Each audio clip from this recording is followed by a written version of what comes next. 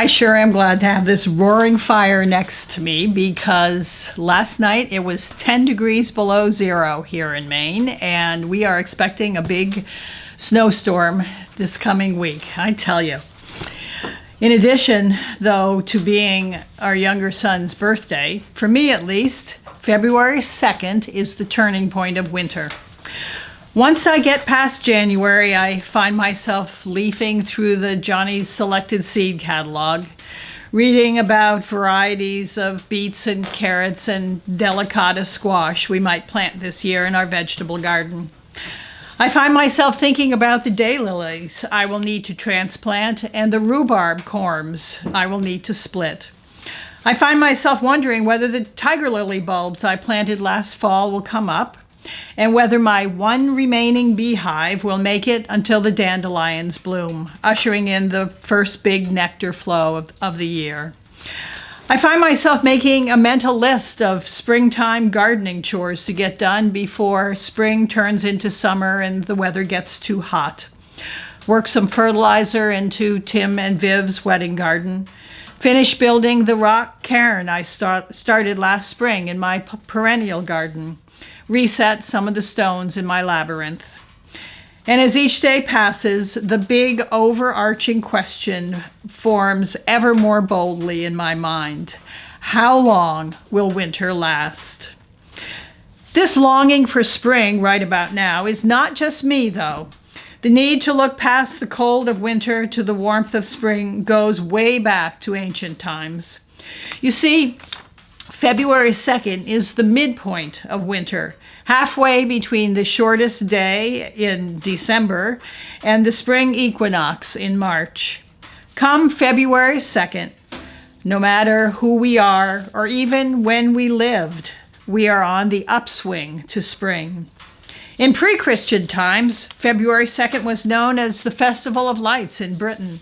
It celebrated the increasing strength of the sun as winter inevitably waned. For Christians, the day was known as Candlemas Day, the day that all the candles to be used in church during the coming year would be blessed. Priests also blessed candles to take to parishioners who needed them to get through the winter. It's said that any Christmas decorations not taken down by Twelfth Night, January 5th, should be left up until Candlemas, and only then put away for another year. In Scotland, children brought candles to school on Candlemas Day, so classrooms could have light on the dark days ahead. Once gas lights were installed, they brought money instead for the teacher to buy candy and sweets for her class. The child who brought in the most money ruled the classroom for 6 weeks and could declare an afternoon a week as playtime, and even, by executive order, eliminate punishments. February 2nd was a pivotal day for farmers, too. An old proverb declared, "A farmer should, on Candlemas Day, have half his corn and half his hay." The same was said for your woodpile. If you had half your wood left by February 2nd, you could make it through the winter, warm and toasty. February 2nd has a lot of history. But of course, the day is, thanks to Bill Murray, best known as Groundhog Day, though that too is actually rooted in Candlemas. You see, those candles that clergy distributed also represented how long and cold the winter would be. Germans expanded this concept by designating the hedgehog as weather predictor. If the sun appeared and the hedgehog saw his shadow on February 2nd, there would be 6 more weeks of bad weather, or a second winter. Since many of Pennsylvania's early settlers were German who brought this tradition with them, so it was born in the U.S. However, those settlers switched from hedgehogs to groundhogs, which were far more plentiful.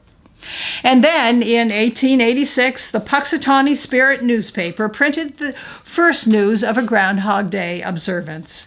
And on February 2nd, the following year, the Puxatawney Groundhog Club officially celebrated the day at Gobbler's Knob. The newspaper's editor declared that Phil, the Pexitawny groundhog, was America's official weather forecasting groundhog, and a new holiday was born. I am particularly looking forward to February 2nd this year. It has been a long, dark winter, a long, dark year in many respects for a lot of us. We've dealt with social isolation and political turmoil. We've encountered illness and the fear that inevitably goes along with it. We all need spring with its sense of renewal, restoration, and rebirth. And so we all need February 2nd as a day to remember that we are on the upswing. My daylilies are beginning to spread out their roots, and the rhubarb corms will be awakening soon, all preparing for a much-needed transplant. My tiger lily bulbs are discovering their life deep in the ground. My bees are trying their darndest to keep the queen warm until April. February 2nd is indeed a turning point, and I hope you will celebrate it as such. Whether or not the groundhog sees its shadow, the sun will strengthen, the days will continue to get longer, the political divide can't get much worse, so it has to get better. The COVID vaccine will be more widely distributed, the light at the end of the tunnel will get brighter, and the long, dark winter will end. So hang in there. We're at the halfway mark.